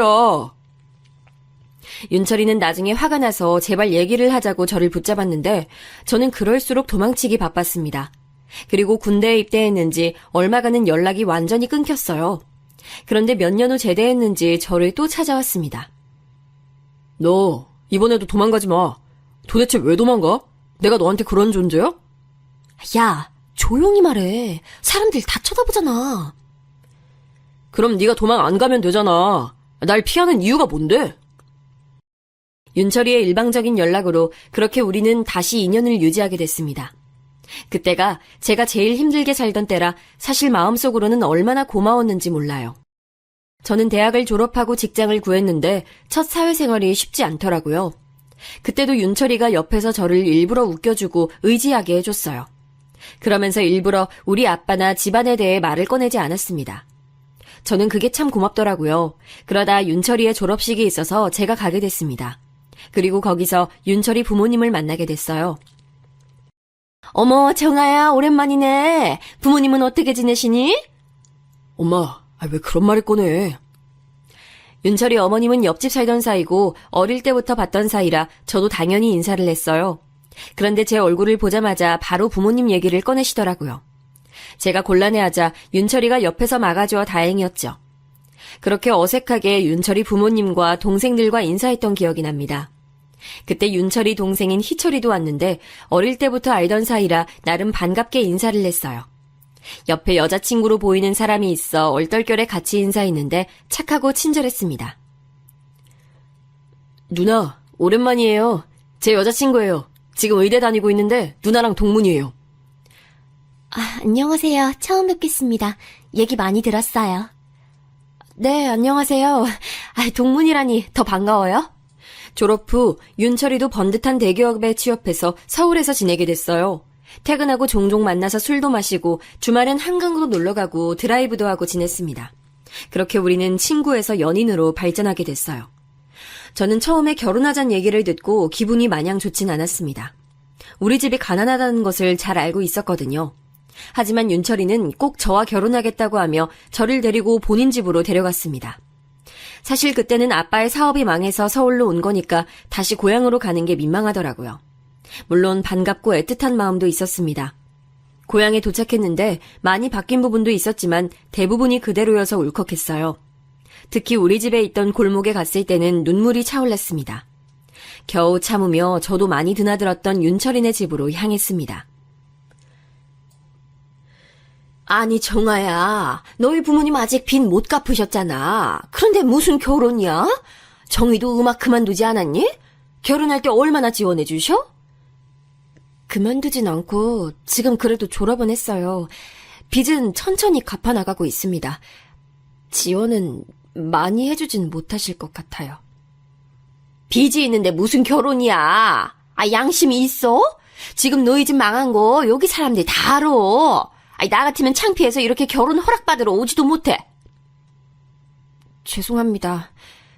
그래도 이제 빚은 점점 줄고 있어요. 아휴, 우리 희철이는 지금 의사 여자친구 만나는데 우리 장남이 뭐가 부족해서, 아휴. 윤철이네 부모님은 당연하게 저를 반대하셨어요. 집에 빚이 있고 저도 돈을 벌고 있어도 그걸 다 집에 가져다 주고 있었거든요. 서운하거나 섭섭한 마음은 전혀 없었고 그게 당연하다고 생각했습니다. 윤철이가 옆에서 아무리 저를 두둔하고 말해도 부모님은 미동도 없으셨어요. 저도 그 표정과 말투를 보고 결혼은 안 되겠다고 생각했습니다. 제가 밀어붙인 결혼이 아니라 오히려 다행이라 생각했을 정도였어요. 그렇게 마음을 접고 서울로 올라오는데 갑자기 윤철이가 옆에서 울기 시작했어요. 본인은 꼭 저와 결혼하겠다고 하더라고요. 저는 됐다고 하고 집에 갔는데 몇 주 지나고 윤철이가 저를 찾아왔습니다. 정아야, 결혼하자. 부모님이 허락하셨어. 뭐? 어떻게? 이렇게 갑자기? 이제 문제 없어. 나만 믿어. 그리고 윤철이 말대로 다시 부모님을 뵀을 때는 별다른 반대의 말을 하지 않았어요. 도대체 이게 어떻게 된 일인가 궁금했는데 윤철이의 막내 동생인 희정이가 저에게 말해줬습니다. 언니랑 결혼하겠다고 단식투쟁하고 다니던 회사 그만둔다고 사직서 보여주던데요? 그거 보고 엄마 쓰러졌어요. 언니, 꼭 우리 오빠랑 결혼해야 돼요? 알아서 언니가 끊어내면 좋겠는데. 희정이는 아주 어릴 때 빼고는 본 적이 없었는데 어느새 훌쩍 컸더라고요. 반가워할 새도 없이 저한테 바로 적대적으로 대하는 모습을 보고 씁쓸했습니다. 미운 마음은 없고 그냥 너무나도 그 마음을 이해할 것 같아서 부끄러웠어요. 결혼을 꼭 해야 하나 싶었는데 또 이기적이게 윤철이가 없는 삶을 생각하니 그건 또 안 될 것 같았습니다. 제가 힘들 때 옆에서 지켜준 사람이니까 이 사람이라면 남은 생을 같이 살고 싶었어요. 결혼 허락을 받는 모습을 보고 든든한 마음이 들기도 했습니다. 저돌적인 모습에 반했고 또 굳이 저를 설명하지 않아도 이미 저에 대해 잘 아는 사람이라 편했어요. 그래서 그렇게 결혼이 진행됐는데 당연히 시부모님은 저를 마음에 들어하지 않았습니다. 크고 작은 사건들이 있었는데 그래도 그때마다 옆에서 윤철이가 막아주어 버텼어요. 신혼집은 윤철이네 회사 옆으로 구했습니다. 결혼하고 저는 집에 생활비를 들여야 하니 계속 직장에 다녔어요. 힘들게 일하고 와도 집에 남편이 있으니 마음에 안정감이 들며 결혼하기 잘했다고 생각했습니다. 하지만 그것도 잠시였어요. 시어머니는 결혼식을 올리고 혼인신고를 하니 대놓고 저를 미워하셨습니다. 사실 상견례 자리에서도 시부모님은 표정을 굳히고 있었고 결혼식장에서도 표정이 좋지 않았어요. 그 모습을 보고 친언니가 저에게 속상하다고 할 정도였습니다. 그래도 저는 그때는 무슨 생각이었는지 결혼이 도피처라고 생각했어요. 가난한 집이 싫었고 남편과 같이 있을 때가 제일 즐거웠으니까요. 시어머니는 제가 명절에 내려가도 인사도 받아주지 않았습니다. 노골적으로 저를 무시했고 저에게 말을 걸 때는 집안일을 시키는 거였어요. 언니, 저희 원피스 빨래해주세요. 이거 내일 오전에 입고 나갈 거라 지금 손빨래로 해줘요. 아, 지금요? 저 지금 이거 갈비찜만 하고 바로 해줄게요. 아니, 갈비찜 나중에 하고 이거부터 해줘요. 저 급해요. 언니, 부탁해요. 신우는 제가 명절에 미리 가면 꼭 빨래를 부탁하거나 자기 방 청소를 시켰어요. 저는 그때는 그래도 결혼했고 시댁 식구들에게 잘 보이고 싶은 마음에 하라는 대로 다 했습니다. 시어머니는 꼭 명절 전에 저를 부르셨는데 제가 가면 음식을 얼마나 많이 시켰는지 모릅니다. 시댁이 큰 집도 아니라 많이 할 필요가 없는데 가면 음식 가짓수만 10개가 넘었어요. 저는 집에 생활비를 줘야 해서 직장을 계속 다니고 있다고 했잖아요. 그런데 시댁에서 자꾸 명절 전에 부르고 제사라고 부르고 또 김장한다고 부르더라고요. 저는 그때까지 사실 김장해 본 적이 없었습니다. 여유 있던 어린 시절에는 사람을 불러 김장해서 할 필요가 없었고 서울 단칸방에서 살 때는 김장할 여유가 없었어요. 김치를 많이 먹던 집도 아니라 굳이 김장이 중요하지도 않았죠. 그런데 시댁에서는 김장해야 한다며 저를 혼자 서울에서 내려오게 했습니다. 남편도 같이 따라온다고 하면 극구 반대하며 일해야 한다고 못 오게 막았어요. 그래서 김장하러 시댁까지 가면 힘든 일은 오로지 저만 했어요. 신우와 시어머니는 거실에서 텔레비전을 보며 웃고 떠들고 저만 부엌에서 열심히 속을 채우고 재료를 손질했습니다.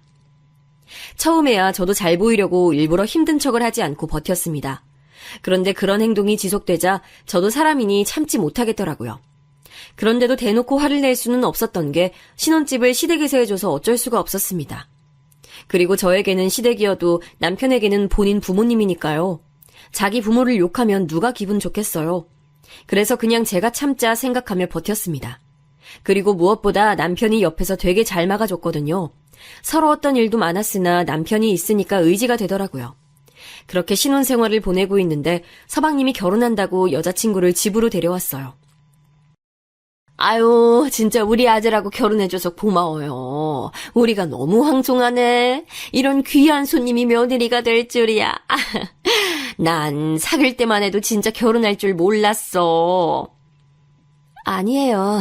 저는 사람 됨됨이가 아주 중요하다고 생각해요. 희철 씨는 친절하고 다정하고 무엇보다 저희 부모님에게 잘해서 좋아요. 저는 대놓고 미워하시던 시부모님이 의사 동서에게는 납작 엎드려서 마치 하인처럼 우리 집에 와줘서 고맙다고 하더라고요. 이해가 아예 되지 않던 것은 아니에요. 결혼 당시 우리 집은 빚이 많았고 또 단칸방에서 넷이 살던 시절이라 그럴 수도 있죠. 하지만 씁쓸한 마음은 어쩔 수가 없었습니다. 하지만 명절이나 제사 때 자꾸 비교하는 시어머니가 달갑진 않았죠. 예, 빨리 전 구워. 둘째 며느리 오기 전에 다 해야 돼. 얼마나 바쁜 몸인지 너 알지? 언니, 저 이거 손빨래 부탁해요. 그리고 옷장 청소도요. 시댁 식구들은 의사 동서는 귀한 손님이고 저는 여전히 그냥 며느리였어요. 그럴 때마다 속사정을 말하고 싶었는데 남편이 하도 힘들어하니 그러지도 못했습니다. 제가 가장 힘들 때 옆에서 도움을 줬던 사람이니 내칠 수가 없었어요. 그렇게 몇 년이 지나고 아이를 낳았는데 첫째의 성별은 딸이었습니다. 아기가 바로 생기지 않아 오래 기다렸던 아이라 남편과 저는 그냥 아이가 생겼다는 기쁨에 성별이 중요하지 않았어요. 하지만 시어머니는 손주가 아들이 아니라고 병원에도 오지 않았습니다. 시아버지도 대를 이으려면 아들이 있어야 한다고 다음엔 노력해서 아들을 낳으라고 하셨어요. 아이의 성별이 노력해서 될 일이 아닌데 저런 말씀을 하시니 속상했습니다. 그래도 남편이 너무 좋아하고 친정에서도 좋아하니 좋은 반응만 보려고 했어요. 아이를 낳고 저는 체력적으로 힘들어서 직장을 그만두게 됐습니다. 마침 그때 아버지와 어머니도 빚을 다 갚아서 제가 더 친정에 도움을 주지 않아도 됐거든요. 다행이라 생각하고 저는 집에서 육아에 전념했습니다. 남편이 대기업에 다녔으니 돈이 그렇게 부족하진 않았지만 확실히 아이를 낳으니 예전보다 넉넉하진 않았어요. 그래도 셋이 행복하게 살면 된다고 생각하며 버텼습니다. 아이를 데리고 시댁에 가면 시부모님은 우리 첫째가 딸이라는 이유로 잘 알아주지도 않았어요. 심지어 신우는 우리 딸의 울음소리가 시끄러우니 밖에 나가서 달래라고 하기도 했습니다. 딸이 장소가 바뀌면 심하게 우는 특징이 있었는데 시댁에 가면 유독 그게 심했거든요. 그래서 시댁에 갈 때마다 저는 또 어떤 소리를 들을까 걱정됐습니다. 나중엔 너무 긴장해서 시댁에 가기 전날부터 편두통이 와서 약을 먹었어요. 심한 경우엔 고속도로에서 토까지 할 정도였습니다. 그걸 보고 남편이 중재를 많이 해줬어요. 저를 대놓고 미워하는 시부모님이어도 남편 덕분에 버틸 수가 있었습니다. 그 모습을 보고 결혼하길 잘했다고까지 생각했어요. 그리고 의사 동서도 아기를 낳았는데 아이의 성별은 딸이었습니다. 저는 시부모님이 워낙 옛날 분들이고 또 남아 선호 사상이 강한 분들이라 당연히 별로 반기지 않을 줄 알았어요. 실제로 우리 딸을 낳았을 때는 병원에도 오지 않았으니까요. 그런데 시부모님은 의사 동서가 아기를 낳자 무려 조리원 비용도 내주시고 선물을 어마어마하게 해주더라고요. 백화점에 가서 아기 옷을 사서 선물하고 동서에게 준다고 전국을 뒤져 사내 진미를 구해오셨습니다. 명절에 동서가 아기를 데리고 왔더니 시어머니는 너무 예쁘다고 손에서 놓지를 못하더라고요. 우리 딸의 울음소리는 시끄럽다고 싫어하셨으면서 동서 아기는 울음소리가 커서 좋다고 하는 모습을 보고 기가 막혔습니다. 그때부터 조금씩 정신이 들기 시작했어요. 내가 왜 여기서 이러고 있어야 하는 건지 마음이 들었죠. 동서가 싫은 건 아니었어요. 동서는 오히려 친절하고 사람이 좋아 개인적으로 좋아합니다. 그냥 너무 확연하게 다른 시댁 식구들의 반응에 상처를 입은 거였죠. 의사 엄마라서 그런가 아이가 발달이 진짜 빠르네. 너무 예쁘다. 다정이는 그렇지 않았거든. 역시 유전자가 이래서 이렇게 중요해. 어머니, 저 때는 아이들 발달 다 비슷해요. 다정이도 제가 볼 땐 빠른 편이에요. 다정이는 저희 딸 이름이에요. 우리 딸도 똑같은 발달 과정을 거쳤고 심지어 발달이 빨라 기관에서도 칭찬을 들었던 아이인데 시어머니는 꼭 우리 딸과 동서 딸을 비교했습니다. 그럴 때마다 그래도 동서는 아니라고 아이들 발달은 다 똑같다고 나서더라고요. 만약 동서까지 나서서 동조했으면 저는 참지 못했을 거예요. 다행히 동서는 정상이라 제가 기분이 상한 것을 눈치채고 항상 뒤에서 제 기분을 풀어줬어요. 그 모습을 보며 저는 속으로 시댁은 무슨 복이 있어서 저런 천사 같은 사람이 들어온 건지 의문이 들었답니다. 그렇게 시간이 지나고 저는 둘째를 낳았는데 둘째는 다행히 성별이 남자였습니다.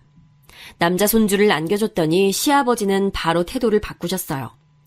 그전까진 저를 마음에 들어하지 않았는데 아들을 낳으니 갑자기 용돈을 주시더라고요. 시어머니와 신우는 그래도 약간 적대적이었습니다. 그래도 시아버지 태도가 바뀌니 제 마음이 한결 편해졌어요.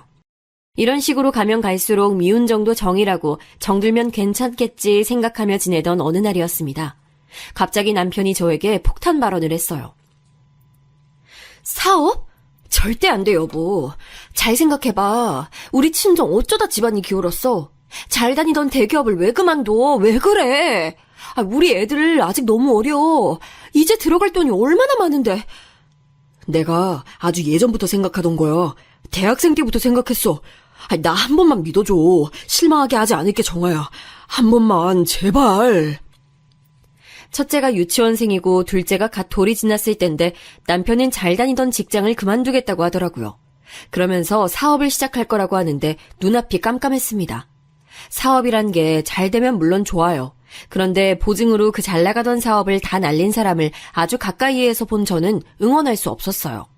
제가 반응이 좋지 않자 남편은 저를 설득하기 시작했습니다. 사업 계획서도 보여주고 자기가 어떤 식으로 관리할 건지 아주 상세하게 보여줬어요. 그걸 보며 저는 속으로 이제껏 제가 힘들 때마다 남편이 옆에서 도움을 줬던 게 생각났습니다. 부부라는 게 이렇게 힘들 때 서로 버티며 의지해야지 생각하며 결국 허락하게 됐죠. 다만 한 가지 부부간의 약속이 있었어요. 남편이 직장을 그만두고 사업을 시작했다는 것을 양가 어른들에겐 비밀로 하기로 했습니다. 안 그래도 우리 집이 사업하다 빚이 생겨 고향을 떠났잖아요. 그래서 시부모님은 사업에 관한 얘기가 나오면 눈에 띄게 표정을 굳히셨거든요. 만약 남편이 사업을 시작하게 됐다는 소식을 들으면 지원해주던 금액도 끊긴다고 생각했습니다. 실제로 시아버지가 제가 둘째로 아들을 낳자 지원을 많이 해주셨거든요. 남아 선호 사상이 심하신 분이라 오히려 다행이었죠. 하지만 시아버지는 워낙 성격이 불같은 분이라 사실을 알게 되면 바로 끊겨도 이상하지 않았습니다.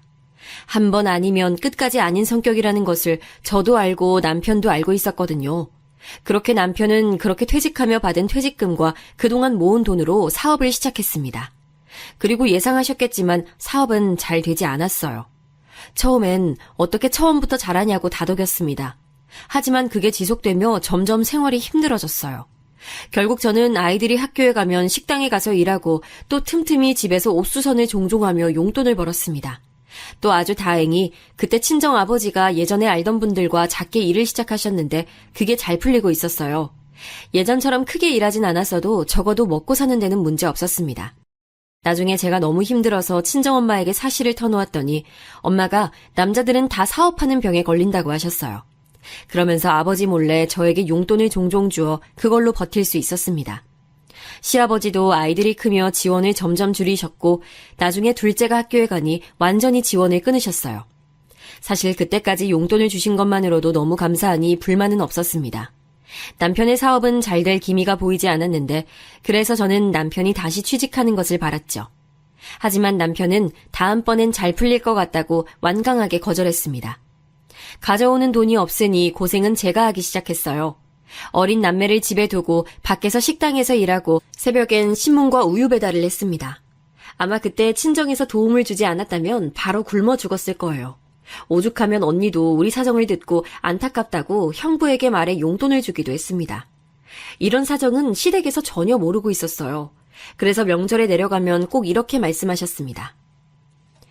우리 아들 일하느라 고생 너무 많아. 아유, 얼굴이 많이 상했어. 적당히 일해야지.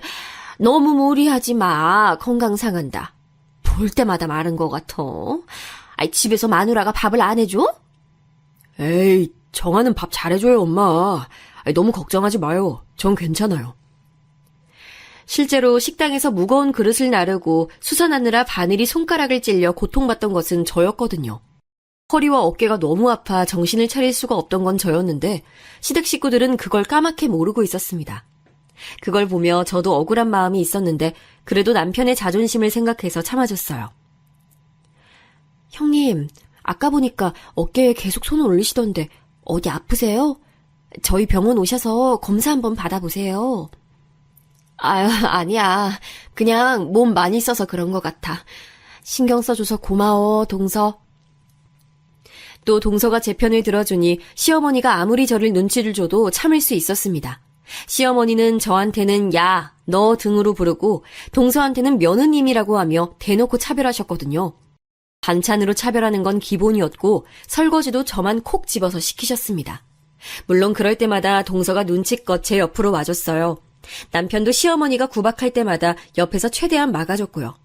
그래서 당사자인 동서가 저를 많이 챙겨주어 남편과 동서를 생각하며 저 때는 참게 됐습니다. 하지만 제 기대와 달리 남편은 모아두었던 돈을 다 쓰고 심지어 빚까지 만들어 왔습니다. 제가 그때 울면서 지금이라도 시댁에 알리자고 했는데 남편은 저에게 무릎까지 꿇으며 빌었어요. 한 번만, 진짜 마지막이야. 한 번만 믿어줘. 내가 잘할게. 만약 이번에도 날리면 나 다시 취직할게. 너무 미안해. 이미 주변에 말해서 취업 자리 다 알아봤어. 당신 진짜 약속한 거야. 이번이 마지막이야. 나 이제 더는 안 돼. 우리 부모님한테도 할 말도 없어. 애들도 생각해야지. 저는 남편을 믿었기에 마지막 기회를 줬습니다. 그런데 남편은 그 마지막 기회도 대차게 날렸어요. 빚이 생겼고 아무리 냉정하게 판단해도 우리 부부가 노력한다고 갚을 수 있는 금액은 아니었습니다. 결국 저는 친정부모님께 손을 벌리게 됐어요. 친정엄마는 아버지가 보증 때문에 집을 날렸을 때 누군가의 도움이 절실했다고 하며 저를 도와주셨습니다. 급한 불은 친정부모님의 도움으로 끄게 됐고 저도 아이들을 집에 두고 밖에서 일을 많이 했어요. 남편은 사업을 말아먹고 한동안 우울해서 집에만 있었습니다. 밖에서 경제활동을 했으면 좋겠는데 본인이 너무 힘들어하니 차마 재촉하지 못했어요. 물론 그러면서 서서히 저도 사람이니까 정이 떨어지고 있었습니다. 시댁에 알리면 자기는 콱 죽어버린다고 하니 알리지도 못했죠. 아이들이 학년이 올라갈수록 사교육비도 많이 드는데 남편은 종일 집에서 누워있기 바빴습니다. 나이도 있고 경력이 그렇게 길지 않아 다시 취업하는 것은 힘들었어요. 이미 사업하며 자기가 대표님 소리를 듣다 다시 사원이 되는 것은 정말 죽기보다 싫다고 하더라고요. 돈을 벌지 않으면 우리 자식들이 굶으니 저는 속이 터져도 제가 밖에서 일을 더 많이 하면 된다고 생각했습니다.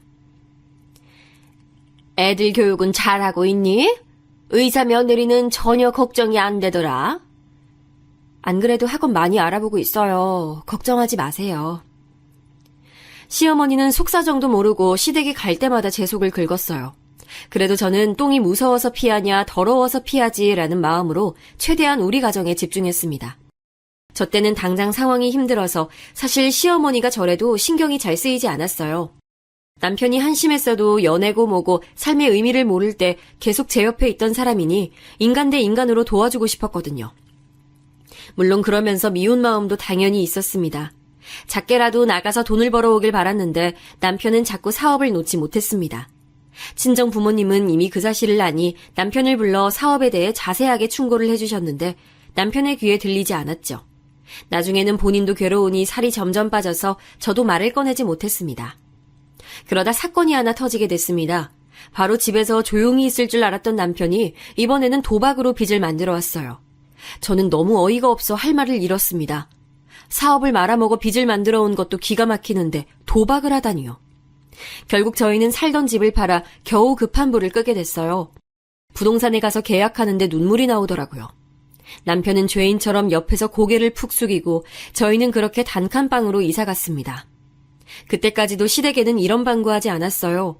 저는 그래도 시아버지가 해준 집이니까 이 사실을 알려드려야 한다고 했는데 남편은 오열하며 시간을 조금만 더 달라고 했습니다.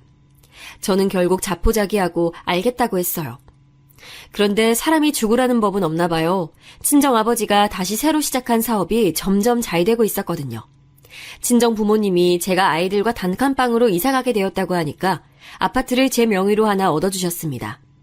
친정엄마는 아버지 때문에 식구들이 서울에서 단칸방 생활을 했을 때 너무 괴로웠다고 하셨어요. 그러면서 당신 딸인 제가 그렇게 사는 것을 원하지 않는다고 하셨습니다. 아직 아이들도 다 성인이 아니고 한창 학교에 다니는 학생이라 아파트에서 키우라고 하셨죠. 저는 너무 감사해서 그저 눈물만 흘렸습니다. 남편에게도 제발 이제 정신 차리고 작은 회사라도 들어가라고 했어요. 남편도 친정 도움 덕분에 그래도 평범하게 살 수 있다는 것을 깨달았는지 뭐라도 해보려고 하더라고요. 하지만 앞서 말했듯 이미 익숙해진 생활에 쉽게 일을 구하지 못했습니다.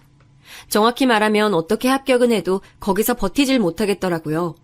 한두 달 다니고 그만두고 그런 상황이 반복되고 경력은 쌓이지 않으니 나중엔 취업 자리도 없었습니다. 그때 마음속으로 많은 생각이 들었죠. 아무리 제가 힘들 때 옆에 있어준 사람이어도 계속 이렇게 살아야 하나 근본적인 생각에 괴로웠습니다. 아무리 본인이 하기 싫어도 아내와 아이들이 힘들어하는데 저 같으면 남편처럼 저러지 못하겠다는 생각이 머릿속을 지배했어요. 한심하다는 생각도 들고 남편이 없으면 제가 아이들을 오히려 더 잘 키울 수 있다는 생각도 했습니다. 아빠 놀아줘. 이거 나랑 같이 하자. 텔레비전 그만 보고 나랑 같이 놀자. 아빠 지금 피곤해. 엄마랑 해. 아니면 언니랑 가서 놀아. 남편은 심지어 아이들이 놀아달라고 말해도 거절했습니다. 하는 것도 없으면서 저렇게 아이들과 놀아주지도 못하니 제 마음의 불만은 커졌어요.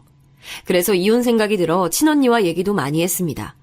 그런데 그때는 무슨 마음인지 너무 어릴 때부터 옆에 있던 사람이 없어진다는 생각에 도저히 그럴 자신이 없더라고요. 만약 소꿉친구가 아니었으면 저 때 헤어졌을 것 같아요. 미운 정도 정이라고 하잖아요. 그래서 남편이 마음에 들지 않아도 꾸역꾸역 버티고 있었어요. 버티면 좋은 날이 반드시 올 거라는 믿음도 있었습니다. 우리 친정아버지가 그랬던 것처럼 남편도 다시 재기할 수 있겠다고 생각했어요. 그러다 제 인생을 뒤흔드는 사건이 크게 터졌습니다. 유난히 얄미웠던 신우가 결혼한다는 소식을 들었습니다. 고향에서 쭉 살던 신우는 고등학교 동창하고 결혼하게 됐다고 하더라고요. 둘 다 고향이 같고 동네도 같아 주민들도 많이 온다고 시어머니는 말씀하셨습니다. 그러면서 축의금 얘기도 꺼내셨어요. 사실 신우만 생각하면 저는 축의금을 주고 싶지 않았습니다. 제가 명절에 내려갈 때마다 기다렸다는 듯 빨래를 부탁하고 시어머니가 옆에서 저에게 뭐라 하면 말리는 듯하며 자기가 더 얄미운 말을 했거든요. 왜 뭐라 하는 시어머니보다 말리는 신우가 더 얄밉다는 유명한 말 아시죠? 딱 그런 상황이었어요. 특히 의사 동서가 들어오며 신우는 대놓고 저와 동서를 비교하기도 했어요. 아니 태도부터가 달랐습니다. 저는 대놓고 왜 우리 오빠랑 결혼하냐고 비꼬던 사람이 의사 동서에게는 옆에 딱 붙어서 말투에 애교가 장난이 아니었거든요. 그걸 보며 안 그래도 웃겼는데 그래도 결혼하는 것을 보니 잘 됐다 싶었죠. 축하하는 마음과 달리 결혼하면 명절에 더 얼굴을 보지 않아도 되니까요. 그런데 신우만 생각하면 주고 싶지 않아도 문제는 시아버지였어요. 시아버지는 제가 둘째로 아들을 낳고 지원을 꽤 해주셨거든요. 그때 남편이 사업한다고 난리칠 때라 시아버지 지원금이 없었으면 버티기 힘들었을 거랍니다. 그래서 저는 원래 일하던 식당과 더불어 주말까지 아르바이트 했어요. 일손이 모자랄 때 연락달라고 미리 사장님들께 말해놓고 그럴 때마다 나갔습니다. 심지어 공장에 가서 일일 단기로 일도 했습니다. 그렇게 잠도 줄이고 밥 먹는 시간도 아껴가며 돈을 50만 원을 모았어요. 남편에게는 돈 나올 구석이 없던 걸 알고 있어서 부탁하지 않았습니다. 이제는 남편이 밖에서 제가 벌어온 돈을 날리지 않길 바랄 지경이었어요. 그리고 신우 결혼식 날이 됐습니다. 역시 둘 다 같은 고향이라 하객들이 정말 많이 왔더라고요. 정신없는 결혼식장에서 최대한 많이 웃고 도울 일이 있으면 도왔어요. 웨딩드레스를 입은 신우를 보니 그래도 이왕 결혼하는 거 잘 살길 바랐죠. 그리고 봉투에 50만 원을 넣고 기쁜 마음으로 추기를 했습니다. 의사 동서와 서방님도 마주쳤는데 동서는 역시나 친절하게 인사를 하더라고요. 그래서 그날은 되게 기분이 좋았어요. 문제는 신우가 신혼여행에 다녀오고 같이 시댁에서 모인 날이었습니다. 시부모님이 아이들도 다 데리고 내려오라고 하시더라고요. 저는 우리 시댁 식구들만 모일 줄 알고 갔더니 신우가 신혼여행에서 선물을 사왔다고 하며 친척들까지 다 불렀습니다. 이건 첫째 새언니 거예요. 특별히 고른 거니까 소중하게 간직해줬으면 좋겠어요. 네, 고마워요. 아, 핸드크림이네요? 신우가 준 선물을 봤더니 그냥 길거리 화장품 가게에서도 살 수 있는 핸드크림이었어요. 저도 아는 브랜드라 가격을 이미 알고 있었죠. 축의금을 50만 원을 냈는데 하나에 5천 원짜리 핸드크림은 너무하지 않나 싶었습니다. 그래도 선물이니까 표정 관리를 겨우 하며 일부러 더 웃었어요. 하지만 이상하게 시어머니 표정이 좋지 않았어요. 저는 또 뭐가 문제지 생각했지만 그게 저에 대한 문제일 줄은 몰랐습니다. 딱히 거슬리게 행동하지 않았거든요. 그런데 시어머니가 신우가 저와 동서에게 선물을 줄 때 갑자기 말을 꺼내셨어요. 아니, 근데 첫째 너는 그걸 받을 자격이 있나? 네? 그게 무슨 말씀이세요? 축의금도 겨우 50만 원 냈더라. 넌 그 돈 내면서 창피하지도 않어? 네 동서는 무려 2천만 원을 줬는데 50만 원이 뭐니? 아유, 내가 진짜 창피해서 어디 가서 말도 못하겠더라. 네? 2천만 원이요? 동서, 그게 진짜야? 동서는 당황했는지 말을 안 하더라고요. 저는 그래도 좋은 마음으로 축의를 했던 거라 민망하고 기분이 좋지 않았습니다. 그래서 결혼하고 처음으로 시어머니 말에 대꾸했어요. 어머님, 그래도 저도 열심히 돈 벌어서 드린 거예요. 그렇게 말씀하시면 제가 기분이 좋지 않아요. 네가 기분이 안 좋으면 어쩔 건데. 아니, 차이가 나도 너무 많이 나잖아. 저는 동서가 그렇게 돈을 많이 낼 줄은 전혀 몰랐어요. 그동안 속으로 꾹꾹 참아왔던 감정이 폭발적으로 터지게 됐습니다. 남편하고 사이도 좋지 않았는데 시어머니까지 저러니까 저도 참을 수가 없더라고요. 제가 결혼하고 처음으로 큰 소리를 내며 반박하자 시어머니도 덩달아 같이 화를 냈습니다. 당연히 모르겠지. 의사랑 너랑 같니? 비교를 안 하려고 해도 안 할 수가 없네. 왜 자꾸 가만히 있는 동서를 끌고 오세요? 동서도 시댁 수준 보면 참 민망하겠어요. 뭐라고? 말 다 했어? 으유, 너 같은 년은 우리 집안 수치야. 꺼져. 진짜 동네 창피해서 말도 못해. 참는 것도 한계가 있고 저는 그 순간 너무 화가 나서 피가 식는 기분이 들었습니다. 우리 집안 수치라뇨? 제가 더 화가 났던 것은 시어머니도 시어머니지만 바로 남편의 태도였어요. 그동안 그래도 시어머니가 앞에서 저렇게 쌍욕하며 저에게 뭐라고 하면 자기가 기겁해서 막아주던 남편은 모른 척하고 고개를 숙이고 있더라고요. 그 모습을 보고 그동안 참아왔던 게 터졌습니다. 내가 왜 여기서 이런 취급을 받고 있는지도 모르겠고 남편에게 실망한 마음이 아주 컸어요. 수치요? 진짜 어이가 없네. 지금 진정한 수치는 누군지 알아요? 직장 그만두고 사업한다고 돈 다 날려먹은 당신 아들이야. 우리 친정 아니면 지금 쟤 길거리 노숙자 신세라고. 아버님이 해준 그 집도 날려먹고 지금 돈 벌어오는 거 도박이니 뭐니 거지로 만든 거 당신 아들이야. 뭐라고? 그게 무슨 말이야? 말 그대로야, 이 사람아. 누가 누구 보고 수치래? 내가 당신 아들 뒤치다거리 하느라 얼마나 고생했는지 알아? 식당이랑 공장 가서 생활비 벌었어. 근데 뭐? 기가 막혀. 야, 이혼해. 너랑은 더 못 살아. 그동안 참았던 게 터지니 저도 모르게 말이 술술 나오더라고요. 속에 있던 말을 다 쏟아내고 당황한 시댁 식구들 앞에서 이제껏 있었던 일을 다 말하기 시작했습니다. 남편은 옆에서 기겁해서 저를 말렸지만 아랑곳하지 않았어요. 남편이 직장을 그만둔 이후부터 사업을 어떻게 시작했고 망했고 심지어 도박까지 해서 빚더미에 앉았었다는 사실을 모두 터놓았습니다. 시어머니는 일부러 친척들을 불러 저에게 뭐라 하고 싶었을 텐데 오히려 제가 그걸 빌미로 남편의 만행을 온 가족 앞에서 떠벌리게 됐죠. 신우도 결혼한 남편 앞에서 자기 오빠에 대한 실체가 탄로나자 당황하더라고요. 속으로 얼마나 시원했는지 모릅니다. 그래서 일부러 더 적나라하게 말했어요. 우리 부모님이 아니었으면 우리는 지금 단칸방에서 밥도 굶으며 살고 있을 거라고 하고 그동안 제가 신문 배달까지 하며 살았다고 하나도 빠짐없이 말했죠. 그게 정말이야? 아니, 너 지금 지어내는 거지? 그럴 리가 없어. 얘들아, 너 이거 말해봐. 아빠 회사 다니니? 맨날 집에만 누워있지 않아? 아빠는 우리랑 놀아주지도 않고 항상 소파에만 누워있어요. 엄마만 바빠요. 엄마가 안쓰러워요. 믿을 수 없다는 시어머니 말에 저는 아이들에게 직접 물어봤어요. 아이들 입에서도 진실이라는 소리가 나오자 시어머니는 아무 말도 하지 못했습니다. 시아버지는 남편에게 당장 나가라고 창피하다고 소리 지르고 다들 당황해서 어쩔 줄 모르는 모습을 보며 웃기지도 않았어요. 그리고 서울로 올라와서 저는 진지하게 이혼 서류를 준비했습니다. 변호사를 찾아갔고 친정에도 말했어요. 친언니도 그런 사람하고 계속 인생을 같이 사는 것은 전혀 의미가 없다고 하더라고요. 저도 워낙 어린 시절부터 함께 있던 사이라 정 때문에 버텼던 건데 그 정도 이제 남아있지 않았습니다. 아무리 힘들 때 옆에 있었어도 아닌 건 아니었죠. 그리고 저는 충분히 남편이 힘들 때 옆에서 도와줬다고 생각해요. 남편은 본인이 잘못했다고 울고 빌고 난리가 아니었습니다. 그놈의 한 번만 봐달라는 말은 언제까지 할 건지 계속 그 말만 반복했어요. 그리고 더 신기했던 것은 바로 시부모님 반응이었습니다. 사건을 알고 지금 사는 집도 친정 부모님이 해줬다는 사실을 알게 된 시어머니가 연락이 왔어요. 평소에 매번 고향에 내려오라는 말만 하고 서울에 잘 오지도 않던 시어머니가 직접 찾아오기까지 했습니다. 저는 초인종이 울려 밖을 봤다가 너무 깜짝 놀랐어요. 연락도 없이 고향에서 찾아온 시어머니는 저를 달래기 시작했습니다. 그동안 내가 섭섭하게 했던 거 미안해.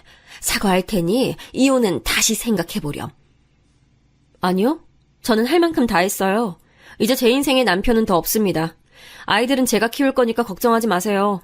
그렇게 좋아 죽는 의사 동서딸이나 보고 사세요. 윤철이도 이제 생각 고쳤을 거야. 다시 한번 생각해보자. 사람 인연이란 게 이렇게 끊으면 나중에 다 돌아와. 여기까지 와서 그런 말을 하고 싶으세요? 그리고 저 그런 식으로 남편 봐줬던 거 하루 이틀이 아니에요. 그만하세요. 저는 더 할 말 없어요. 같이 살던 집도 제 명의였고 재산도 제가 더 많아서 이혼하게 된다면 남편만 불행했거든요. 시부모님도 그걸 알고 저한테 얼마나 빌었는지 모릅니다. 심지어 우리 친정 부모님을 찾아가서 빌기도 했어요. 그렇게 상견례 자리에서도 무시하고 결혼식장에서도 표정을 굳히고 있던 사람들이 맞나 싶을 정도였죠. 하지만 제 마음은 굳건했습니다. 그렇게 이혼하게 됐는데 사실 이혼하기 전에는 아이들 걱정이 컸어요. 아이들에게 상처가 되지 않을까 걱정했는데 의외로 아이들도 아빠는 없는 게 자기들에게 좋다고 하는 모습에 웃음이 나왔습니다. 아빠가 아빠 역할을 해야 아빠잖아요. 집에서 매일 하는 것도 없이 누워있는 모습을 누가 좋아하겠어요. 그래서 저는 그렇게 이혼했고 지금은 혼자 아이들을 키우고 있습니다. 친정에서 경제적인 부분은 걱정하지 말라며 많은 도움을 주고 계세요. 아버지도 한번 망했던 경험이 있어 더 열심히 살고 계시고 망해도 무리 없게 적금을 많이 들어놔서 문제 없습니다. 이혼하기 전에는 남편이 없으면 제 인생에 뭐가 남을까 생각했는데 막상 하니까 너무 홀가분하고 좋아요. 다사다난한 인생이었는데 지금이 가장 행복하거든요. 저를 괴롭히는 존재가 없으니 아이들에게도 더 잘하게 됩니다. 제가 준비한 사연은 여기까지인데 재밌게 잘 들으셨는지 모르겠어요. 들어주셔서 정말 감사합니다. 다들 행복한 인생 사시길 바랄게요.